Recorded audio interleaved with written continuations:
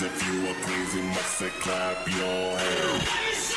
Domino Thinking presents Natural Born Speakers with your host, Alison Donaghy. If you are born to talk and want to know how to build your career around it, then Natural Born Speakers is the show for you. Now grab your seat because this is the place to be. Now here is your host, Alison. Well, thank you, everybody, for tuning in. It's always such a treat for me to get to spend some time with you. I just want to acknowledge one of our sponsors right now, who is powerhouse.com, and that's POW as in pow pow, her as in not a boy, it's a girl, house.com. So powerhouse.com. She is, Charlene owns a magazine called Powerhouse. She also has a women's speaker series called Power Talks, and she is starting Power Her TV. So it's a really big deal, lots and lots of stuff moving across Canada, having a huge impact. So you want to check that out for sure. But today, I'm thrilled to have Belinda Ginter on.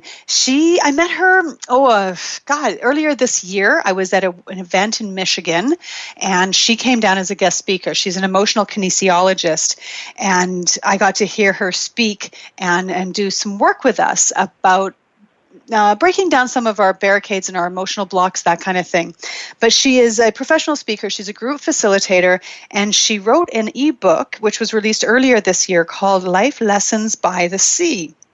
And that's sea as in SEA, as in like the water. So I imagine there's a bit of a story there, which we're going to get to hear from her about.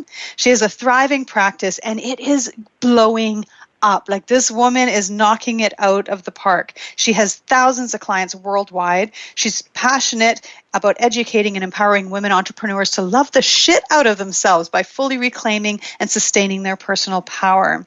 She does this by reminding each and every one of them that they were born to be unstoppable. And she doesn't just share her knowledge, she actually creates an experience. And her unique interactive presentations will have you hanging on the edge of your seat. And it's truly remarkable watching what it is that she does.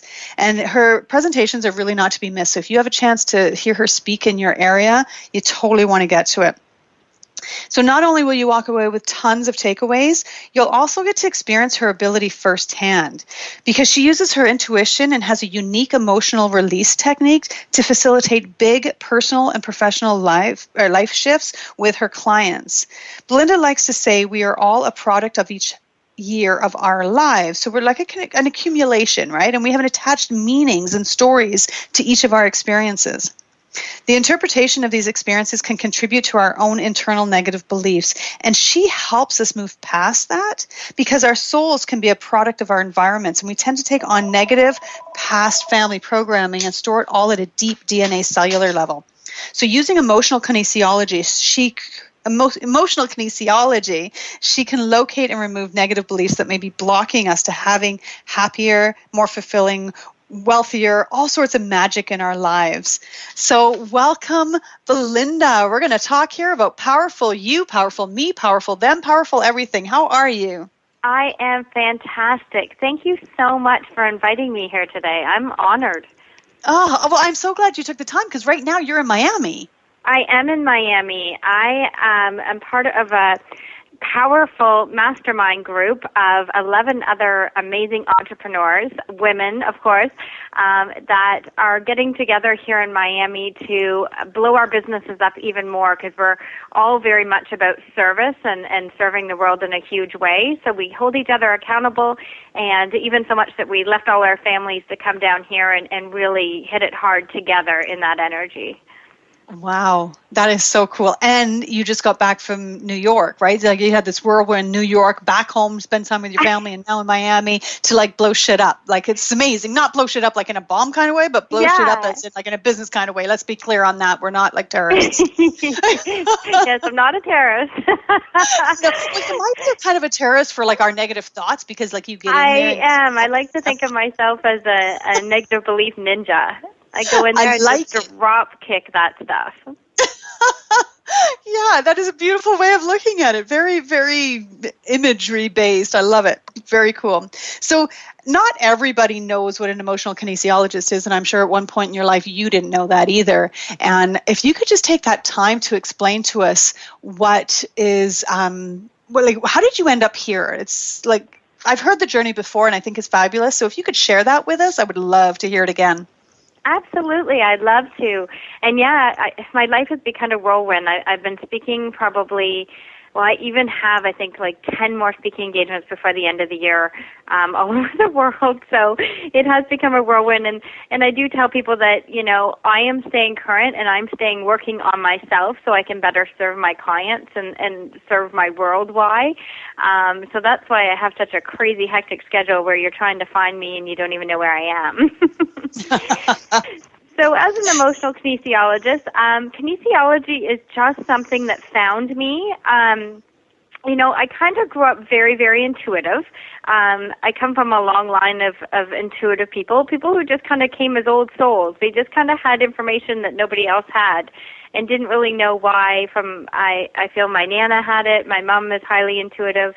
As a child, I was always kind of giving messages to people that would better their lives in some way. And I had no idea how I got this information. It just really felt like it kind of came through me, and it was always the exact thing they needed to hear to make a big life change or a big life shift. And it was usually when they were kind of headed in a wrong direction.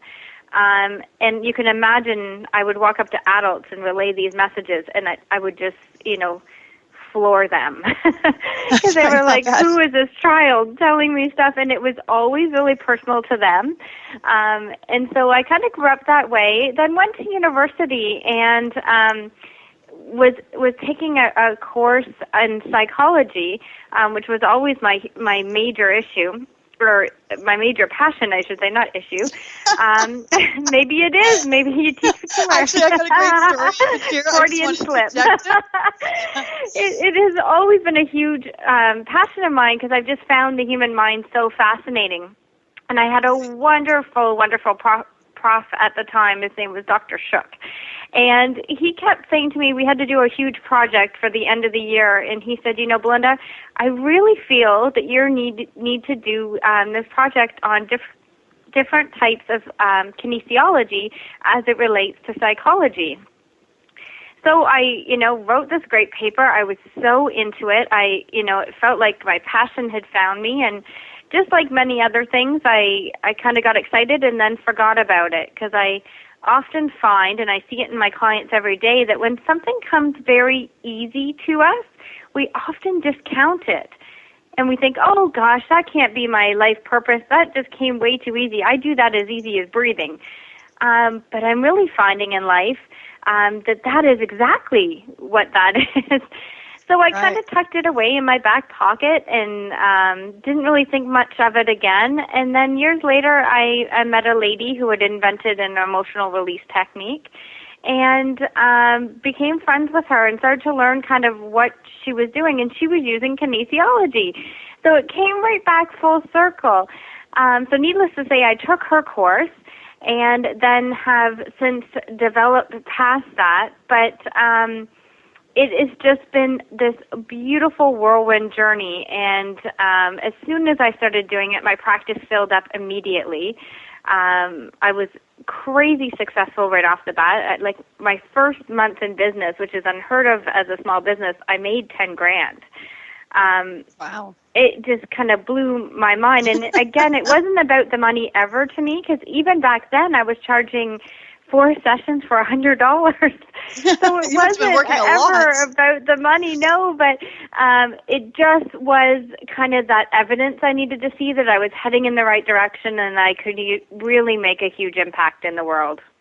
Right. Well, and money, I think if we use it as an indicator that we're onto something, then it changes the relationship you're having with the money. It doesn't become a search for the money. It becomes that, okay, well, that's the temperature right now. This is good. We're doing well, and the temperature's high, and the money is flowing. This is excellent, right? Yeah, and it's a beautiful gauge. And in North America, that's what the currency is that we exchange, right? Because all energy is just money. It's just saying thank you for something that's been given to you. If we lived in Africa, maybe I would get a cow for doing this service. Like it's all relative to where we are, and it really is a gauge of if you're serving to the top of your game, and if you really can make an impact in the world. Mm-hmm. Yeah, that makes total sense. You'd have a lot of cows then if you were. I would. That's You'd kind need of a bigger exciting. place. I'm a vegetarian, so I'd just be like loving them the whole time. I'd have to have a farm. That's A no-kill cow farm. That's right, petting zoo. Petting zoo. You could you'd have to start, trading in different animals, right? A few chickens and Well, that's it. And actually, the reason I became a vegetarian, funny enough, is because I started to do this emotional work. And when I was seeing documentaries on how they were being slaughtered, I realized that we were probably, or my opinion was, I think a lot of the emotions from those animals come into us. And I think that's what's increasing a lot of our rates of depression and anxiety and stuff, because I think we're taking some of that on, because if energy is energy and it never dies, it just transfers. Mm-hmm. So it was all connected to my life work as well. Right. Now, it's like, let's go back a little bit from when you were a kid. Yes. That must have been kind of spooky for people. Like, did they listen to you? Did people make fun of you? Like, what was your relationship with what was happening? It was very intense. And because it was very personal, the messages that would come to it, and they still very much are, I would say something that, for example, I remember relaying a message to my mom's fiance. And when I did it, I used the exact wording of something that only him and his father, who had passed, had ever known about. Wow. And it was the exact thing that had to get his attention to kind of switch a negative behavior off and to really step into his power. And so, yeah, definitely, I'm sure he was freaked out. It was very intense. But it was so direct that there was no question it was meant for him. Right. I had no idea why I had this gift. Right. Now, was he willing to listen to it because it was a personal nature? Yeah. Right. It was something like you couldn't ignore. Like a lot of times I'll come out with a word in a session with someone, and it's the exact word. I forget what the word I used just recently, and the lady said, like, she just started crying, and she's like, "Oh, Belinda, you have no idea. That was the exact name of a book that I've been blocked from writing for 6 months, and I'm an author. I write books like drinking water, like it just flows." And she said, for the first time in my life, I've been stumped, and that is the name of the book. So it's stuff like that really gets people attention. And I couldn't be smart enough to know this stuff. It's not coming from me, and that's why I step out of the way. I just make sure that I always have the best intent, that I'm grounded, that I am there totally for the other person. It's an hour of self-love for them. It has nothing to do with me. And then all these like magical things transpire. Mm-hmm. Well, and you do have this really unique way of seeing the path within the path, which I think is interesting. Like when I listened to, you talked one time about how you went down to the States and something had happened. You're like, ooh, but you saw how that journey wasn't what you thought that journey was, that there's actually a different path. And I found that listening to you helps me relate to my experience is different, because it's quite easy to go, oh, this happened, it was crap, whatever, moving on, never going to do that again. But you have that ability to go, no, that's just that diversion that's making you think that this is actually what's going on. Oh, absolutely. There's so many lessons if we just get, you know what, not even quite enough to learn, because I know a lot of people say that. It goes beyond that. It's just like, if we care enough to want to find out, and often we don't in the moment. We have our moments and we all are in a day of contrast, and we're just like, this is brutal, make this end type thing. But really, if you care, if you love yourself enough, those are the times where I really shut everything down. I don't answer my cell phone, internet goes off, I, kind of get really quiet, and I start to think like, what was that teaching me? Where was that coming from? What can I get out of that that's positive? Because I can take this one of two ways.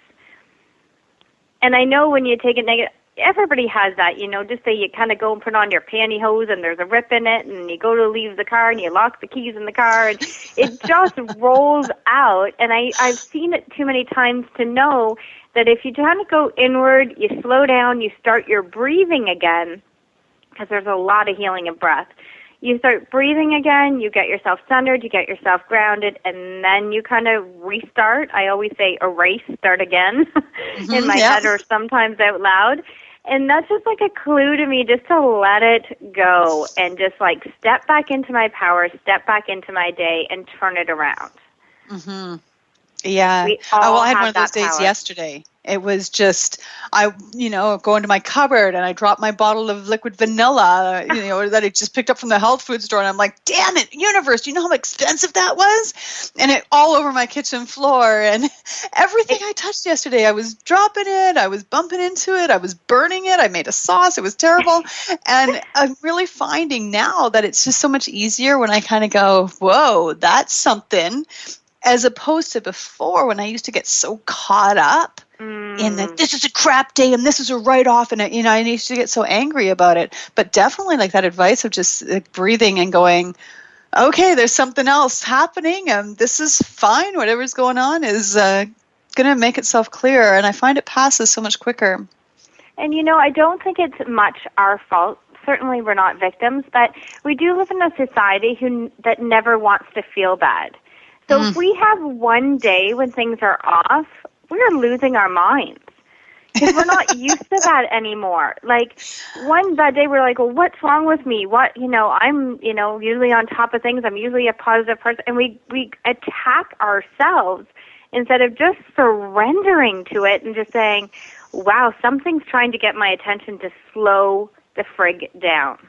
Yeah. Well, and I think I actually get excited now when those days come, because you know what happens? Every single time you surrender in that day of contrast, you up level. Something in your life goes to a different level, whether your relationships get a little deeper, your friendships become a little closer, maybe in your career you'll have a big win, but it's always after a few of those days of contrast where those big, awesome shifts come. So now when I'm like, yes, day of contrast, I'm going to shut down, I'm going to surrender, I'm going to take care of myself because I'm getting ready for something big. That's very cool. What a different way of going about it and thinking about it. It's seeing that, again, that kind of gift inside that package is something that might not look like a gift. Yes, I love that description. And really? I think, well, thank you. What I think, though, happens is that we're really confused as a society about what happy is. Absolutely. And when I hear the stuff that people say they're happy about, like, oh, I'm really happy you got that job, and I kind of go, really? Are you really happy? Like, does that make you jump for joy and be, thrilled and happy? And I think, no, I don't think happy is the right word there. Or, I'm happy you're getting married. I'm never really that happy that people get married because I don't understand it. Like, I'm sure it's great for them and that's really good. But if I ever told somebody I'm really happy that you're getting married, I'd kind of be like, lying. Because it's something else. That's what I love the most about you. You are one of the most true blue people I have ever met. Like, it's face value. You never worry with you. I've noticed that you really call it like it is, and in a society that doesn't do it, it's so appreciated and so refreshing. Well, thank you. It's I'm getting more comfortable with it, that's for sure. I love it. I spent a lot of time thinking I was supposed to be someone different, but once I embrace this part, it's so much easier. And I have more meaningful relationships. Like, I feel like when, I get a chance to talk, I know we're having an honest relationship. We're having an honest conversation, and there's nothing else going on with it, right? Yes. And I may not have as many relationships as I used to have, but the ones I have are really great. I love that. And that just comes with, like, loving yourself enough to always, like, speaking your truth and speaking up and caring enough about yourself first to take care of yourself before everybody else. Mm-hmm. Yeah. because Which again, worth it. it's really tough. And I can't speak for men. I say this on all of my shows because I really don't know what men are like. But I know as women, that is not encouraged. We are societally raised to take care of everybody else. Like I remember being a little girl, and it's like, I know you're hurt and you're bleeding, but you need to make sure that everybody else is okay. And I'm like, what? I'm the one bleeding here. It's Yes. and Yeah, we're told we're selfish a lot. yeah. Which is it is the worst word in the English language, because as soon as it was invented, people shut down and they stopped loving themselves altogether. They did everything to hide their love for themselves. And I always use the analogy because it lights me up every time I hear it. I swear I'm the only one that hears it when I'm on a plane. But when you're flying and they talk about putting the oxygen mask on you first, and then on the people you care about and that you support next. And that is the best analogy I've ever heard for life. And I look around every time they're saying it, and I swear I'm the only one beaming every time they do, because I get the bigger meaning of what they're saying. But when I hear it, I'm like, hell yeah, I'm putting my mask on first. It just makes perfect sense to do that, right? And it does, but most in other mothers, areas, most women, that's the last thing they would do. They probably would take care of everybody in that row on that plane before they put it on themselves. Yeah. Alison, you'll laugh. Actually, when I flew yesterday, oh, sorry, it was the day before. I was flying into New York City, and we hit turbulence, like really heavy turbulence. And I haven't hit turbulence in years. And as my mother's instinct kicked in, I had a wonderful Asian man beside me and this beautiful woman from Manhattan. The turbulence hit, and I threw out my arms like I would if you were driving and you were protecting a child. And they just looked at me, and I was like, oh, sorry, that was kind of instinct. Now that's embarrassing. But now that you have bruises across your chest and you're safe. Oh, yeah, I had them pinned to protect them. It was the funniest thing ever, but it shows that woman's instinct to just protect everyone. Like, I wasn't saving myself. I was actually protecting them first. Mm-hmm. Yeah. Although I do think that kind of comes down to a personality trait as well, because if I'm going through a haunted house with my son, I am hiding behind him. He is going to get hit by the zombie before me because he can run faster than me, right? And so there is no way I'm letting go of him. He's staying in front of me. I love it. I love it. And I think people get confused about that selfish word, just like they get confused about that happy word. Yes. Right? And a lot of words. Yeah. God, yeah. Let's get me started on that. Because people don't understand that happy, and they just broaden that meaning of it to mean all sorts of things. I think they do that same thing with selfish, and it encompasses all sorts of things. Like I think it can be a very valid word when used properly. The problem is, like so many words, it isn't used properly, and we bastardize it, and it becomes something else entirely, and it becomes one of these catchphrases that we throw around as if we actually know what it is, and we don't. Absolutely. Mm-hmm. Full agreement. Yeah. You see it time and time again. What's that? You just see it time and time again in your interactions with people. If you're aware and really listening when people are talking, you'll catch all of that. Oh, I know, I do. I know you do. And I just want to stop people every 15 seconds and go, hang on a second. You know what you just said? It drives I think my we go on autopilot a lot, right? I think we're kind of living fast lives. We're on autopilot a lot. And I think we're just regurgitating a lot of things that we hear instead of really having these meaningful conversations anymore. Yes, I know. It's one of my things that I have going on in my head right now about how, what was it my buddy said today? I had coffee with him, and I'm totally giving credit to Austin right now, but he said, quick, hurry up and slow down, something like that. But it was definitely that. It'll come to me the way he said it because it was much better the way he said it. But it was definitely that we have to slow our thinking down and just give us time to, process and actually understand, reconnect with the English language. We do, yeah. Yeah. Actually, what he said was quick, think slowly. That was what he said. Oh, it's a good one, isn't it? Brilliant, that Austin. He is. Austin. I just want to say his name a couple of times so that he'll listen to this and he'll know that I totally acknowledged him on that one. Love it. But I would love to talk about your ebook, and you have new exciting news coming up with another book. So I want to hear all about that too. So let's start with your ebook, Life Lessons by the Sea, and I want to know what that one's all about. That one just, you often hear about authors who say that something kind of just works through them and they can't stop the pen from writing when they're inspired. And I had never written really anything other than assignments that had been handed to me in university type thing. And I had taken our first family vacation in 8 years. Talk about trying to slow down.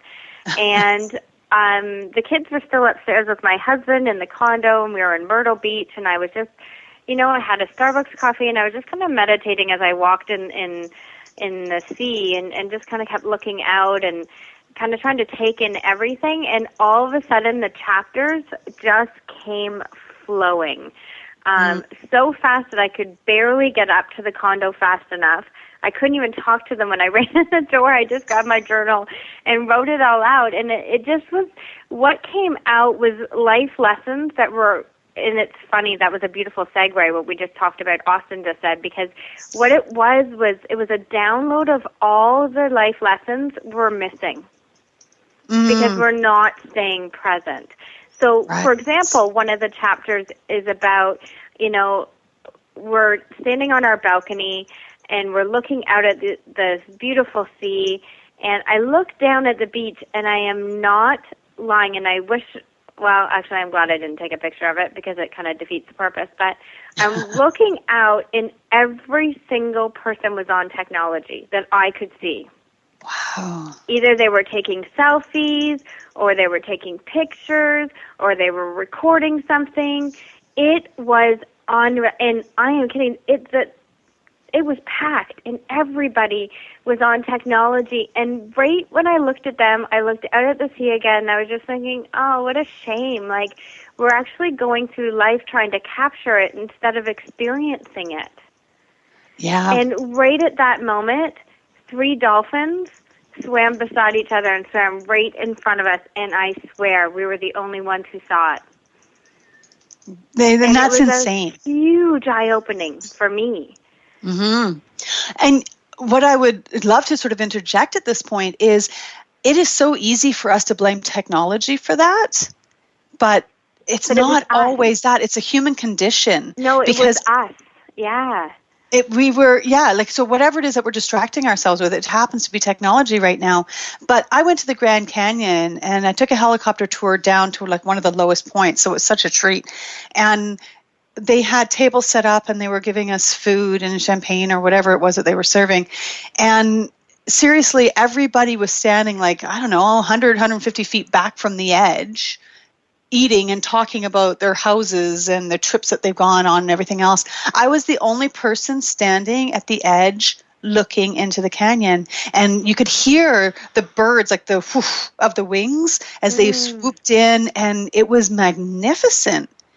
And these people couldn't be bothered to be paying attention. They paid like $500 or whatever it was to fly into the canyon, and they just wanted to sit there and brag about their lives. Yeah, it is such a human condition. We're missing the point a lot of the time. And really, like, when did we stop experiencing? When did we stop wanting to? We come out as children and we're so tactile. We're touching. We're experiencing everything. We can't get enough. And then at some point, I'm just noticing society has just kind of shut that part off. And it was a beautiful eye-opener for me. The minute that happened, my cell phone, laptop, everything went in the safe of the condo, and for the first time in my life, I didn't touch technology until I crossed the border back into Canada, and then I turned it back on. But I went a whole week after that event because it really, I had to check myself, right? If I noticed it, there must have been parts of myself that was doing the same, because I really felt that, it's a global message, but definitely if it's using me to come through, there's a reason I need to pay attention for you too. It is so easy to get so distracted, and I think some things are easier to identify as a distraction than others. You know, like how many of us work too many hours and spend too much time, perfecting that workshop we're going to give, or whatever it is that we're going to do, that we're missing our life. So it's great that you took that time to understand that message, then took the time to follow through and write it all down, although it doesn't sound like you had much of a choice, and then to actually do something with it. Like, how many people have great ideas and are spoken to in that way and do nothing with it? Thank you. And it took gut. It's scary. I remember sending it to the editor, and it was like giving up my firstborn. I never let that side of me show, that creative side. And I remember buying a piece of art from a woman years ago, and she was like, it was so hard for her to sell it to me, and she was like, can I have visiting rights? I was like, absolutely. And I didn't really understand at the time the bigness of what she was saying, but I can tell you, when you kind of burst something like that and then send it out to the world, it's the most vulnerable I have ever been in my life. Wow. How did you deal with it? Really good question. I journaled it out. Big fan of pen to paper. Or if different personalities can do that. Different personalities need to speak it out into a voice recorder in their phone or anything like that. But you got to kind of get it out. And I had to know that it was never meant for me. It was meant for me to learn for, but it was obviously kind of a message to get out to the world, and I had to do my part and not take ownership in something that was never mine anyway. Mm-hmm. But your ego tricks you.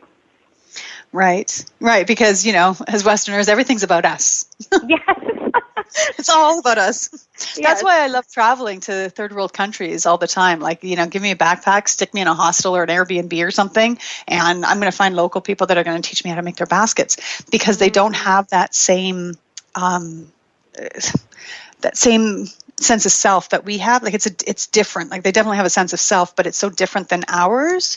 They see things, I think, in more of a collaborative, at least the people that I end up meeting, and maybe I'm meeting a specific type, so I shouldn't speak for everything, for everyone, but the people that I tend to meet tend to be those people that view our interactions differently. It always makes me a little bit sad to come home. Now, make no mistake, I'm really proud to be Canadian, but there is this selfishness that we have here because we're so self-focused, and it's always nice to get a break from it, because when you come back, you kind of get that perspective. Well, that's kind of what we talked about with the distractions, because even hitting that next rank, or hitting that next income level, or hitting that next job promotion becomes our main goal sometimes, when it was never really supposed to be about that. And I think that's the difference, because we're so focused on that here in North America. Right. Yes. Because that's how we judge our success, right? They judge success, many countries judge success in much different ways. Yeah. And their gratitude it feels different. I always marvel, like when I go places and they will share a meal with me when they don't even have any food. And I think, because they're just so grateful, and they want that experience. And then I come here, and people have to write down in their journal that they're grateful, because they're not, it's so different. They're not present enough to notice it in the moment. Yeah. Mm-hmm. Yeah. There's a time that I met somebody in, Namibia, I think, and he was taking us on a tour, and he said that he was on the list for a house, and one of the guys that was with us on this tour, he said, "Oh, where are you on the list?" And he goes, like 2,672, something like that. And the guy said, "Oh my God, I'm so sorry." And he goes, "What do you mean I'm on the list?" And every time I think about gratitude, I think about his level of gratitude. He may never see that realization of his house, but he is so grateful for being on that list. Here, we'd just be like, "Oh, this isn't fair." And it's, our relationship with it is so different. Mm-hmm. Which is why I think travel is so great for us to learn about who we are and how we relate to other people. But anyway. Absolutely. There's a book that you and the viewers, I think, would really love, and it's called The Kindness Diaries. It's by Leon, and I can't think of his last name, but it starts with an L, and it's very long. But it will pop up when you Google it. He traveled around the world with no money at all and just relied on the kindness of strangers. He did it to create this book. So what he did once they gifted him, he would fulfill a dream for them. But it was only after they gave so soulfully. When they had nothing, they gave to him. They would either, like he didn't even have money to fill up a gas tank, and he had this motorcycle, and he had nowhere to stay. He had nowhere to eat, nothing, and he just had to, and it was all around the world, and he had to rely on the kindness of strangers all over the world. It will restore your faith in everything. Wow. Yeah, a must. I'll have to get that now. Yeah, you will love it, knowing you. Just the person you are, like it will light you up. And I really suggest everybody read it because it really gets it back to who we really are, away from the distractions and away from the entitlement like we've been talking about.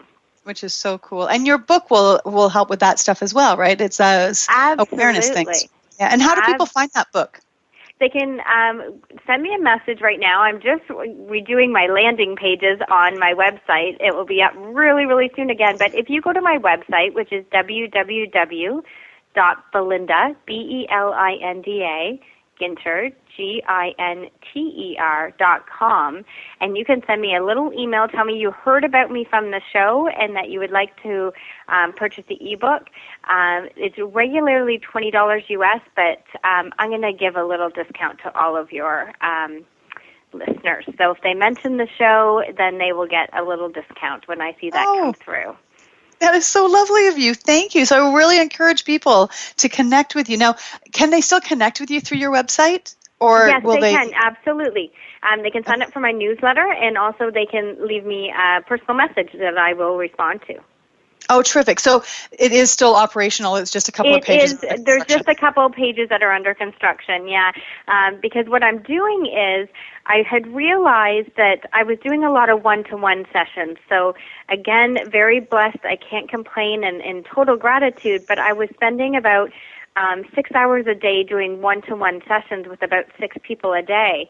And I had the huge download again that I wasn't serving to the best of my ability.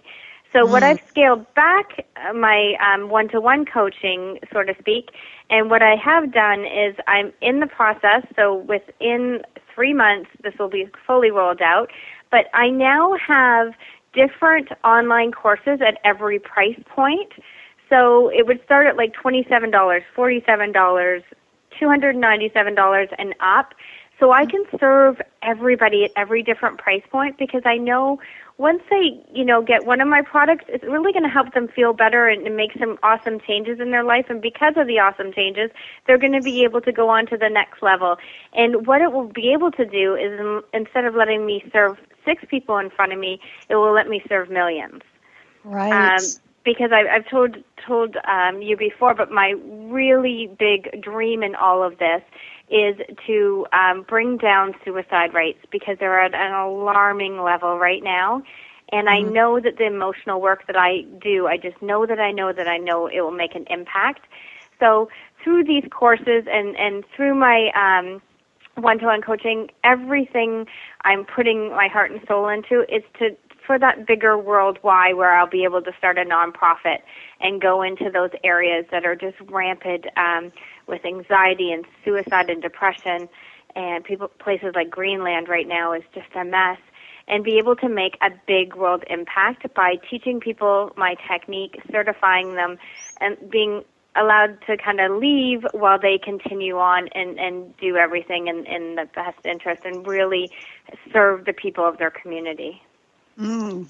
That is such a huge dream and such a valuable one. It's, we're so lucky to have people like you in the world that want to tackle some of these big things and just ease people's suffering, because so often we become just immune to the other people suffering around us. And I think it's absolutely terrific that you are willing to gear everything that you're doing towards such a big global impact. Oh, thank you. And again, it's almost like I can't not do it. I just feel really called, and I know even my husband was like, suicide, that's a big one to take on. Like, are you going to be able to handle if you can't reach that person?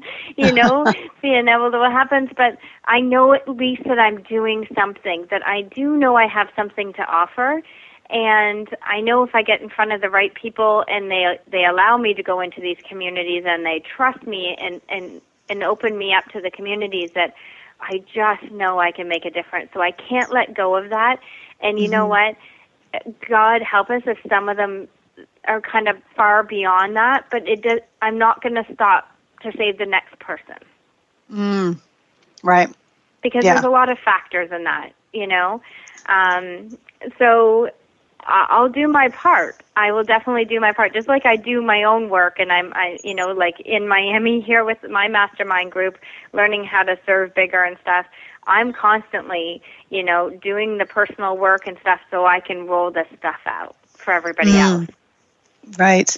And that is such an important thing as well, because if you are just so busy focusing on everybody else, there's nothing left of yourself to give. It's creating that balance so that you're healthy, so you can help people in a healthy way.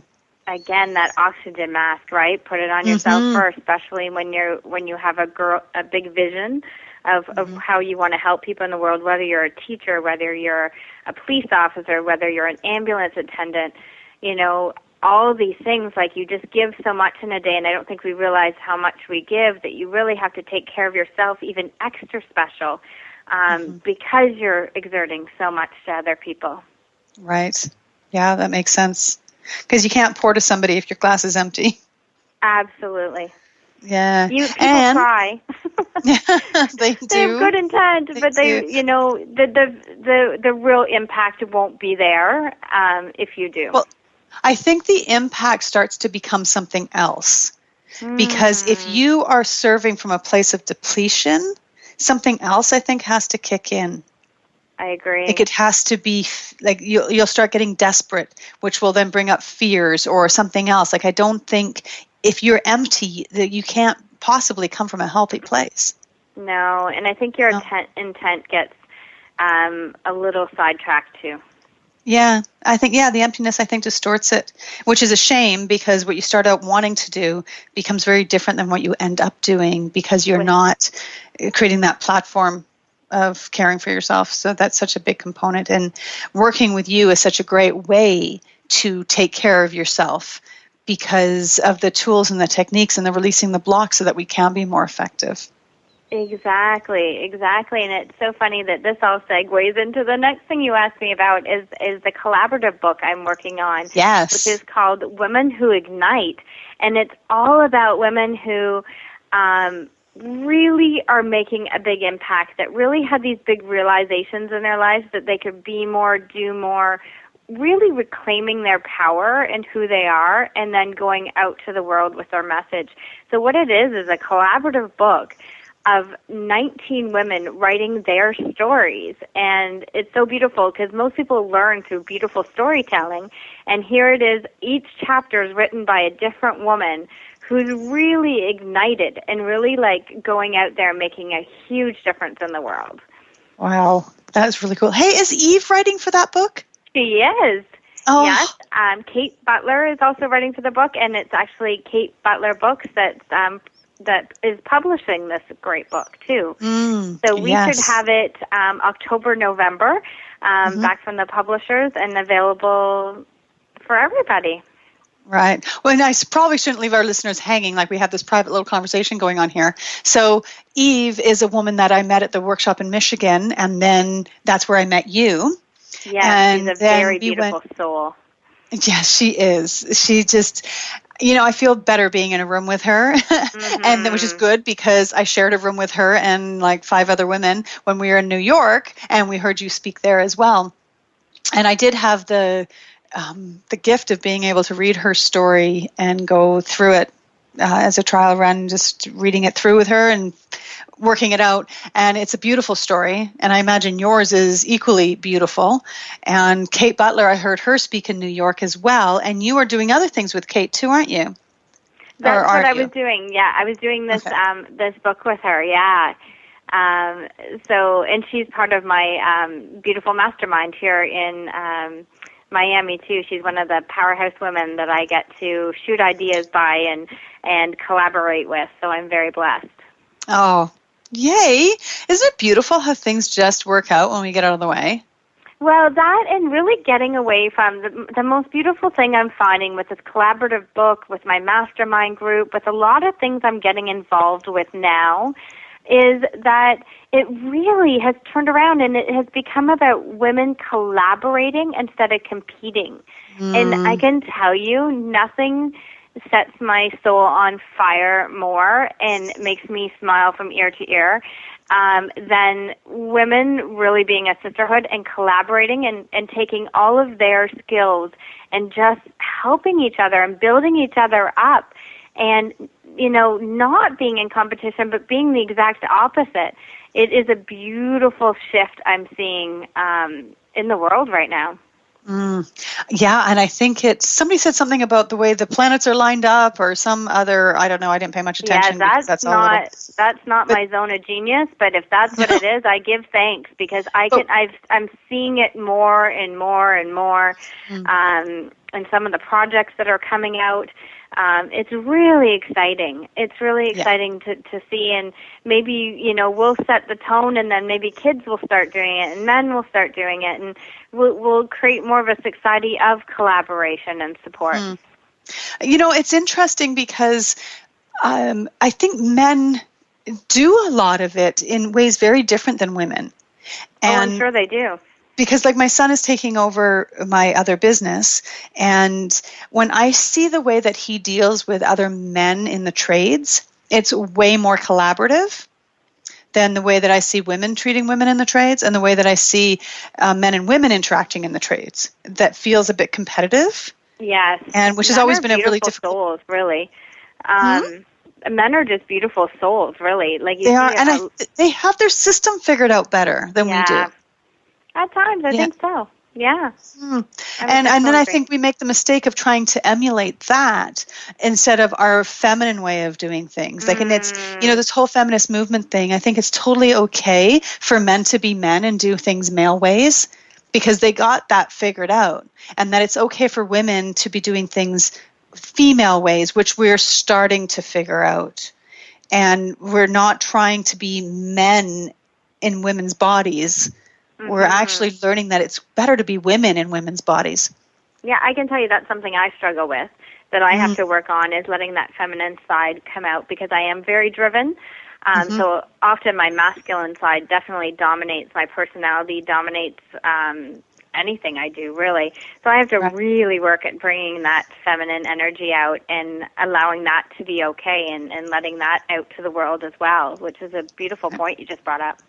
Well, and the things that make us more feminine, I like when I've started doing more work on this sort of thing. I know a woman here in town, Jeevy, and she's amazing with this stuff, and she's very mindful. And I just had my aura read with her and that kind of thing. The stuff that makes us more feminine are those things that should be easy for us to do. Hanging out with other women, collaborating with other women, going to the spa, doing all those girl things that we have somehow come to mock. Yeah. Like, oh, she needs a spa day. Yeah, actually, she does need a spa day because that's going to make her better. Agreed. It's going to make her more her. And there's that we want to criticize those feminine things that make us more powerful. I totally agree. And I like how you said it's like allowing it, like getting ourselves out of the way enough to just allow it because it's natural for us, but we have to kind of give ourselves permission and get out of the way and know that it's okay. It's okay to be vulnerable. It's okay to surrender. It's okay just to be you, whatever that looks like. Right. Yeah. I think it's super cool. I really Agreed. do. Yeah. And I think the other beautiful thing is that the more we embrace it, the more that we see it, and then the more there is to embrace. Of course, because like attracts like. So the more we're in a vibration of giving, loving, serving, is the more we draw it towards us constantly. Yeah. Constantly. And it's almost like you can't not at that point. When you're really, like, I constantly will have, like, discounts thrown my way or for no reason, someone will say, oh, I'll waive that fee for you. And there's weird things, but it's all since I really started being of service. When my world why is so much bigger than me and it's not about me, that's when I see like just all of these gifts that keep coming my way. And I just really stay conscious enough to be able to be aware enough to catch them and give thanks right in the moment, kind of what you brought up earlier. But it does, like attracts like, it's quantum physics. It happens every single time. So that's why when we talked about a day of contrast, why it is so important to kind of surrender and go in and then just kind of give thanks again and go back out, because you're going to attract what you're putting out there time and time again. Mm-hmm. And if you can see the benefit in a bad situation, because as you say, something huge is going to happen shortly after, Always. right? It's going to create a shift. Then we'll all of those feelings that we're having about that attracts things differently. I think and you are such a great example of this. You really are. You show up so authentically, and being around you, there's absolutely no doubt that you care. And that means a lot to me. That really does, because, you know, we kind of live in a really kind of unauthentic world at times, and sometimes it even feels very weird to be someone who's stepping up for other people. But I love that you are seeing that in me, because that means, you know, I'm going in the right direction. I'm on purpose. I'm really staying in alignment with my goals and obviously with my big dreams. Yeah. Well, so I thank you for that compliment.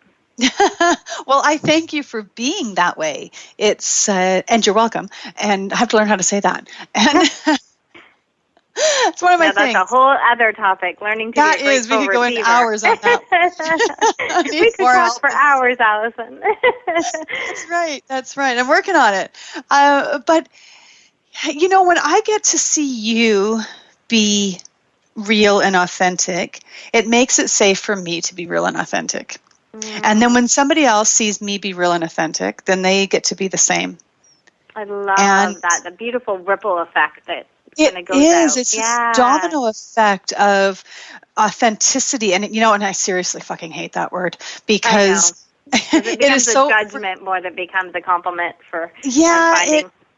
Or just because I said I'm authentic, that makes it true. Yeah. Yeah. Like, it's become a marketing word, and it just sort of lost its whole meaning. But in the way that I'm saying it here, it's that showing up real just creates the safe space for everybody. And it's really, really risky for people to do it, because we don't know how people are going to take it. But the rewards for being this way is way bigger than being small, because you're not helping anybody, least of all yourself, when you show up pretending. Absolutely. Mm-hmm. And people can spot that shit from forever away. They can smell it. They can. I used my job before this. My corporate job was really running large medical offices or natural health care offices. And I would see that when the doctor was off and not on his game is when the phones would immediately stop, or everyone would start canceling, or like people would feel it. It was like energetically going out to the world. It was absolutely amazing to see. And the minute I would have them start writing thank you cards to the clients we already had, the minute I would tell them to go for a walk and buy flowers and give them to the receptionist to kind of change that energy, the phones would start ringing again. Everybody was rescheduling. It was crazy how it really was so linked. It is. It is. It's crazy. And I challenge everybody who's listening right now, if you don't believe us, try it. Yes. Yeah. Yeah. Challenge me on all of this. Please, please, please, please, please. Care enough about yourself to even just try something new on for size, and see how it works for you. Mm-hmm. Yeah. So powerful. For real. Even making that decision to try, right? Yeah. Yeah, that intent to be a better version of yourself. Mm-hmm. Yeah, I get truth bumps all over my arms when you say that. My version of truth bumps, but they're more truth bumps, because it's when someone says something soulful or just so true that even your body gets a physical sensation. Mm-hmm. Yeah, and you get addicted to that, don't you find? Like, Yes. I find that when I have that feeling, I'm like, ooh, I need to feel that more. And then I want to be around people who say things that are going to help me have more of those tingly feelings. Oh, I love it. I love it. That lights me up so much. Well, and it's always such a treat talking to you because I sort of spend the entire time in this constant state of like tingly. That is awesome. There you go, right? Well, we're about 5 minutes away from finishing up here. So I want to leave this on something that you're just going to offer to our listeners here about something that you're just dying to share with them, or recapping something that we've already talked about that's really important and you want to, sort of send home for them. And yeah, if you could do that, I would really, Right. Well, the one thing I just felt was incomplete is when we started talking about being a grateful receiver, because people don't really kind of get that. People love to give and give and give, and sometimes it really feels so unnatural for us to actually receive. And to really receive, often we'll receive, but we'll just go out and buy the person something right away. Or if someone says, "You look beautiful today," you're like, "So do you. I like your shoes." So it's just like so automatic because it feels so weird just to say thank you. That means a lot to me, and then walk away. yes. And let that be enough. And what I'm seeing with my clients is that they're so scared to receive, or when they start receiving so much at one time, they feel very overwhelmed. Right. Yeah, well, and that totally makes sense. Do you also think it's something about when somebody says something nice to you, your whole perspective changes? So you're like, oh, they said I look nice. I feel good now. Oh, I like your shoes. It can be that way. It can be, but I've seen it the other way too. I've seen it. I definitely think I've definitely seen that anytime you raise someone's vibration and you give them a compliment or you get one, you do just feel that urge to go out into the world and be a better person and do the same without question. It's kind of like that pay it forward kind of thing too. You see. But I also see the fact that they just have a hard time receiving it. So as soon as they get it, it's like a hot potato. They're trying to hand it back. Because it just feels a little uncomfortable, and to really kind of breathe into that and receive it and allow someone to really hear the words someone's saying to slow down enough, like there's more work in that than just passing the potato. That's true. Now, but everybody benefits.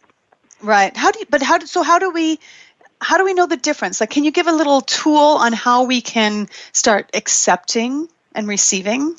I think we know right after we do it. So I'll give you an example. I had this beautiful gentleman, and I will never forget it as long as I live.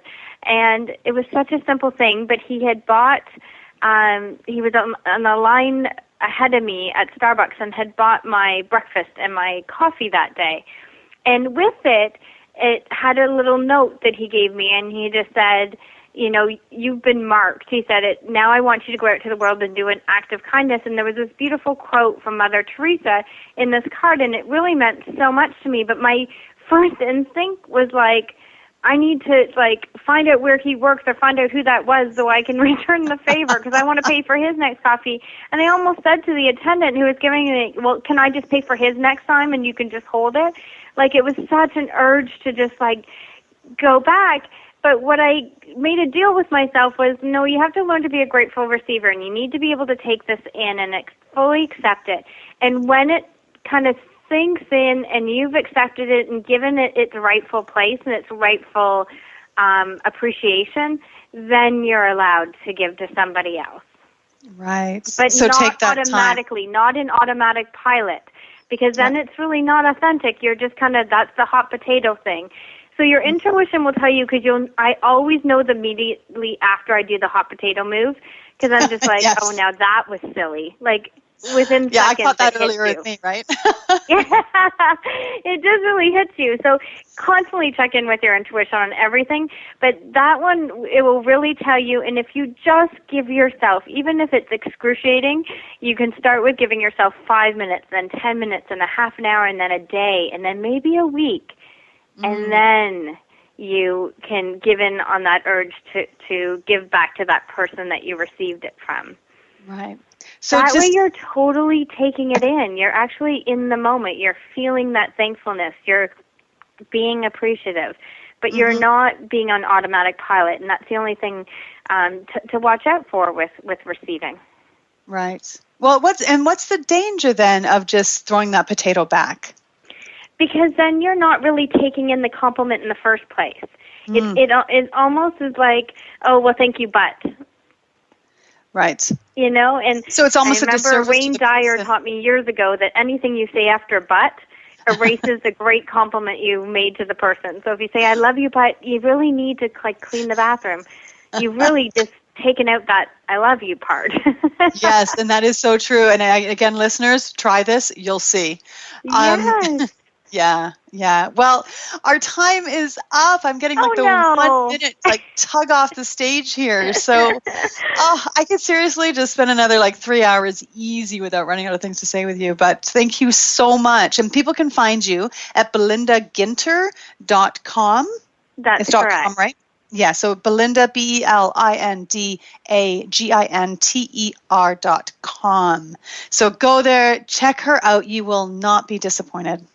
And thank you all for having me. I feel so blessed, and now you've got me so high vibe. I'm kind of bouncing around my hotel room here. Can't wait to go out to my network dinner now and then pump up all those girls. So thank you for putting me in this wonderful vibration. Oh, it was my pleasure. Thank you for being here. You're welcome. Take care now. Thanks, you too. So until next Thursday, speak up because you have something to say and I want to hear it. Thanks for hanging out with Natural Born Speakers. But don't stop now. Contact Alison with questions to be a guest or hire her as a speaker. Go to dominothinking.com. See you same place and time next week.